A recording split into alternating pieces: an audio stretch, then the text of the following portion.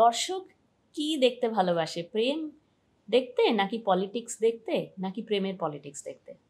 দেখো, এটা খুব ইন্টারেস্টিং কোয়েশ্চেন। মানে প্রেম দেখতে না প্রেমের পলিটিক্স তো অবশ্যই অনেক কিছুই হয়। আর এখন মানুষের জীবনটা এত পেসড আপ হয়ে গেছে, এত পেসি হয়ে গেছে যে এখন কি প্রেম আদৌ না, এক্সিস্ট করে? এক্স্যাক্টলি। সম্পর্কের এতগুলো নাম এসে গেছে, এখন শুনি সিচুয়েশনশিপ, বেঞ্চিং। তা আমি মনে মনে ভাবি যে এতগুলো এখন marital relationship, extra marital relationship, prenuptial agreement, living in relationship, তারপরে হচ্ছে সিচুয়েশনশিপ, বেঞ্চিং, তারপরে আরো অনেক নাম আছে যেগুলো আমি অবগত নই।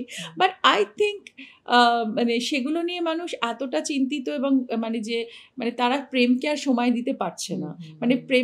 প্রেমের যে একটা ধীরতা আছে, স্থিরতা আছে, বা একটা প্রলংড সময়ের জন্য মানুষ যে সম্পর্কে থাকবে, মানুষ এখন সম্পর্কেই থাকতে চাইছে না। সম্পর্কে থাকতে গেলে তার মধ্যে তারা অনেক কিছু অব্লিগেশন দেখছে, তারা অনেক কিছু সমস্যা দেখছে। কিন্তু প্রেমের সঙ্গে সঙ্গে তো সমস্যা বা ভালো লাগা সবগুলোই তো একসাথে আসে, দুটোকেই তো বাঁচতে হবে। কিন্তু এখানে আমার মনে হয় এখনকার জেনারেশনে সেই ধৈর্য বা সেই আবেগ সেইভাবে এখন আর নেই।